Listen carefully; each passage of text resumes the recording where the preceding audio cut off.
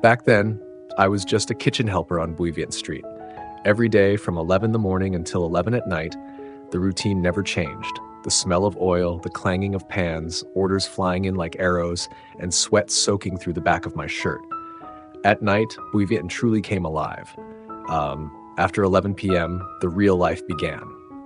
Bass from the bars pounding through the streets, foreigners and locals spilling out onto the sidewalks, beer flowing like a river, and cigarette smoke wrapping itself tightly around the hot, suffocating air of the nightlife. But the restaurant I worked at was tucked closer to the Conqueen end, a little quieter, so we usually closed a bit earlier. That's when I met Lei Min. He was from Thanhua, managing a Japanese restaurant just next door. Every night after his shift, he'd wander over to my kitchen, order a glass of iced tea, and smile, "Hey, come chill with me on the rooftop for a bit?" We'd light a cigarette, chat about nothing, and just breathe. And so the two of us would climb up to the roof of this old building, not tall, but just high enough to feel like we'd escaped the chaos below. Up there were beer cans, smoke, weary laughter, and the kind of stories men never tell under daylight. One evening, after cracking open our second beer, Min pulled out his phone. He opened some blurry app. All I saw were green and red lights flashing and lines zigzagging across the screen. I asked, "What's that?" He took a long drag of his pipe and exhaled, "Forex. That's money. This is money moving around the world right now." Then, with an oddly passionate tone, he began explaining about how people make money from price swings, about predicting the right direction and watching your account balance grow, about buying and selling, pips and margin. It all sounded so simple, so seductive, like a game only the clear-minded dared to play. I didn't understand a thing, but his eyes, they lit up in a way I'd never seen before. Like a man who once saw gold fall at his feet and believed if he just reached down, he could pick it up. That night, I went home exhausted but couldn't sleep. I grabbed my phone and Googled, "What is Forex?" Then, "What is a candlestick chart?" Then, "How to trade Forex for beginners." I stumbled into forums, watched videos in foreign languages, and struggled through each explanation like I had just opened a new door to a world I never knew existed, but now was being pulled into it without even realizing. That was the first time I stepped into the market. Not because I needed money, not because I wanted to get rich quick, but simply because of a rooftop night, a few cans of beer, and the glowing eyes of a man who believed he'd found his way out. A few months later, Min quit. I heard he had borrowed money to recover from a huge trade, but couldn't. He went back to his hometown. We lost contact. No goodbyes. Trading doesn't come like a storm. It comes like a whisper in your ear, tempting you gently. But once you take that step in, if you're not sharp enough, it can sweep away your future without you even noticing. Do you know what happened after my first winning trade? I couldn't sleep. Not because I was happy, but because there was this voice in my head, pounding over and over again. You need to take this seriously. This is your shot.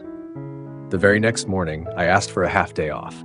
I grabbed every bit of savings I had, jumped on my motorbike, and rode straight to a tiny electronics store on Nguyen Thai Hoc Street. There I bought a secondhand laptop. Not to watch movies, not to study, but to trade. The thing was slow, overheated easily, and the battery was nearly dead. But I held it like treasure. I installed MT4, logged into my account, opened the USD/JPY chart, and just sat there watching every candle flicker.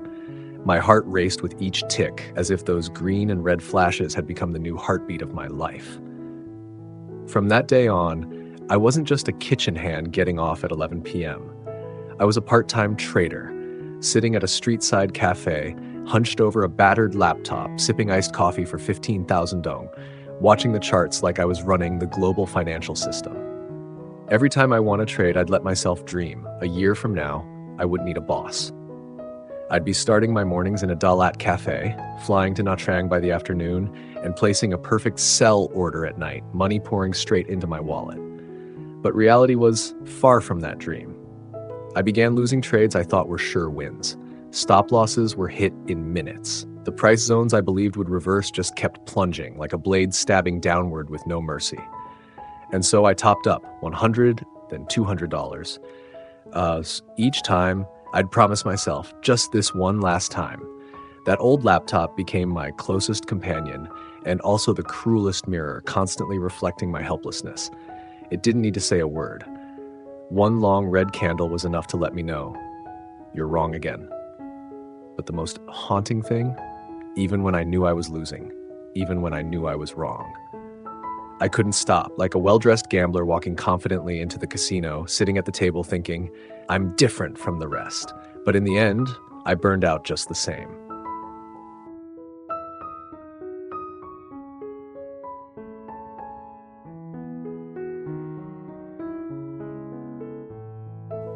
After years of grinding, I finally opened a small store. It wasn't big, it wasn't in a prime location, but each month I managed to pocket an extra 30 to 40 million VN a day. For someone who once worked in the back of a kitchen, that was the result of everything I'd fought for. I thought I had made it, I thought I had changed. But then, like a cycle no one warned me about, I came back to the market. This time, I wasn't trading recklessly like before. I had a plan. I was prepared. I deposited $10,000 straight into my account. The math was simple.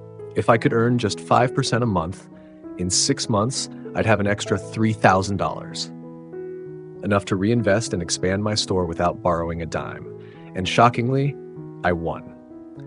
My first trade made 500 plus, the next $700 more. There were days I pulled in $1,000 in just a few hours.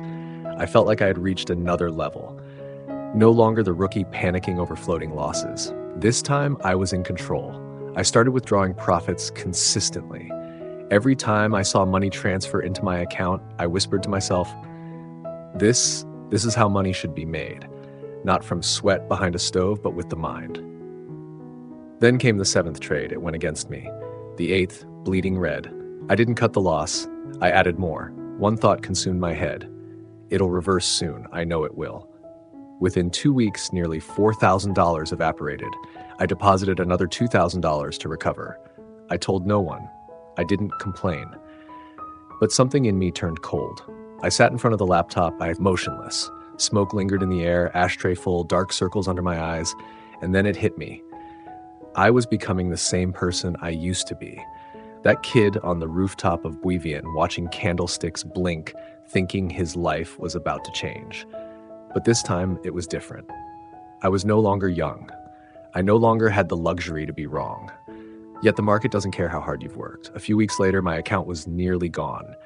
From $10,000, I had just $927 left. In total, I lost close to $15,000, almost an entire year's worth of savings, effort, and growth. And the worst part? No one took it from me. I did. I still went to work, still smiled, still acted like nothing happened. But every night when I reopened the charts, I didn't hear the silence of the market. I heard the silence in me. The silence of someone who thought he had evolved, but ended up destroying everything he built, with his own hands. And now I can finally say this out loud. Trading doesn't teach you how to win. It shows you who you are the moment you start to lose. After falling nearly $15,000, I stopped trading, not because I had finally seen the light, but because I was drained. Drained of money, drained of reasons, drained of feelings. But one night, out of habit, I opened a chart again. Price was heading into a familiar zone, a pattern I'd seen before. I stared, and then my fingers started to itch. No one told me to. No one tempted me. But deep inside, a voice whispered, if you had just cut earlier, if you had entered at the right time, you could have turned it all around. You see it, don't you? That's the gambler's mindset. Not believing you were wrong, only believing your execution was wrong. And the most dangerous thing in trading? It's not losing. It's winning too soon. Because I won from the start, and those wins planted in me an illusion of control. I thought I understood the market, I thought I had strategy, I thought I had reached the next level. But in reality, I was just lucky. Like a gambler walking into a casino for the first time, throwing the dice and hitting the jackpot. You know why gamblers lose? Not because they're stupid, but because they believe they're smart. Trading is no different. Many people enter the market with candlestick patterns, indicators, technical setups, risk management rules. But in truth, they're just placing bets on a game they think they're controlling. I once believed I had discipline, but I let losers run. I thought I had a plan, but I broke it when pain kicked in. I studied enough to avoid the mistakes of my younger self, but still, I held. Still, I topped up. Still, I blew it all. Trading doesn't turn you into a gambler. It strips you down to reveal the gambler you already were. It exposes your greed, your fear of loss, your arrogance when you win, and the addiction you deny. Worse than losing money is losing the ability to see yourself clearly. I once thought I was investing, but the truth, I was chasing a feeling. The same feeling I had when I won my first trade. I didn't trade to make money. I traded to feel right again. To feel like I was smart, like I was invincible. And that is the most dangerous loop of all. A gambler doesn't play for money, he plays to feel right. A trader doesn't trade for strategy anymore. He trades to win back a belief that he's already lost.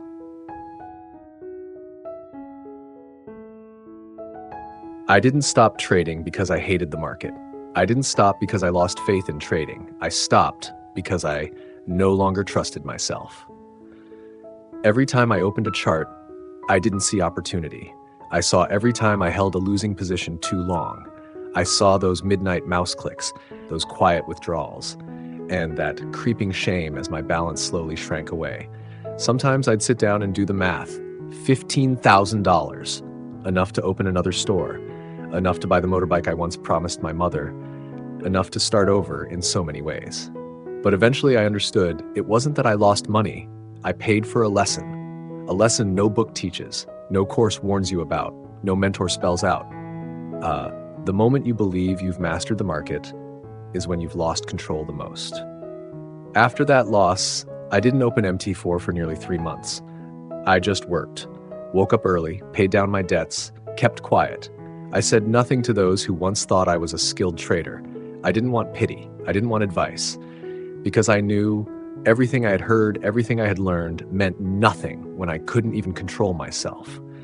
One morning, I walked to a nearby park. The sun was soft and warm. I sat on a stone bench, pulled out my phone, and opened a chart for the first time in months. Not to enter a trade, just to see if my heart still raced when the price moved. And for the first time, it didn't. I sat there, calm, no fear, no desire, just observing, price moving like a neutral stream of data, like another person's heartbeat, steady, regular, but no longer dragging mine along with it. In that moment, I realized I was free. Not free from the market, but free from the most dangerous version of myself. The version that believed being smart was enough to win. The version that thought I'd never lose like everyone else, but I did. And I lost worse. Since then, I've never looked at trading as a tool to get rich. I see it as a tool to measure the depth of your inner strength. Because the market doesn't give you money. It gives you exactly what you deserve, after it has stripped away every illusion you have about yourself.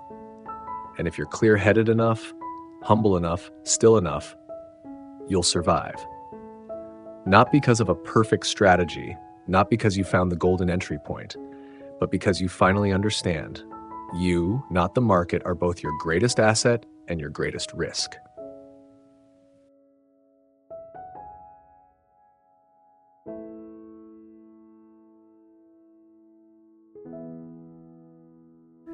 If you ask me, why did you come back to trading after all those blown accounts?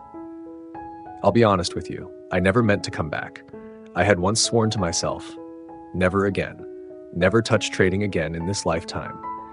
And if I hadn't met the people I told you about in earlier stories, those quiet ones, those who don't flaunt, don't preach, don't make videos shouting signals or selling dreams, but actually survive off this market every single day, then maybe I really would have quit forever. They don't give lectures. They don't try to be gurus. They don't teach. They simply show up every day. They hold when they need to. They shut the screen when they must, and they gather every drop of patience just to survive another cycle. Meeting them made me understand. This is not a game. This is not a stage. This is a livelihood. This is a life. And that's why today I want to say something very real, something very direct, and something that probably won't please many people. If someone keeps talking about this strategy or that technique and then demands you to show your account or they proudly flash theirs in front of you to win your trust, please be careful with that person. Because those who truly make a living from this market don't need to show accounts. They know it's easy to fake numbers with Photoshop, but to survive in this market day in and day out, that's something no one can fake. I've won, I've lost, I've quit, I've come back. I've spent piles of money on courses, systems, indicators, so-called unbeatable formulas. But had I not met those silent masters, those humble, grounded people, I would never have believed in this market again. And today, I'm just sharing a story, one of many I've lived through. Not to teach you anything, not to sound like I know better, but simply so you'll know. If you've ever held on too long, ever blown up, ever cried inside, ever wanted to delete the app, you are not alone. Trading isn't for the masses, but it's not a door reserved only for born geniuses either. It's a door for those who are real enough not to live in illusion and compassionate enough to understand that the biggest enemy in trading is never the market, it's you. And if I could go back to the beginning, I'd say this to myself. Don't dream about the market giving you money. First, learn how not to let it take your soul. I'm not better than you. I've just walked a few steps ahead, and I've paid dearly to learn one truth. Trading doesn't teach you how to get rich. It teaches you how to look yourself in the mirror when you've lost everything.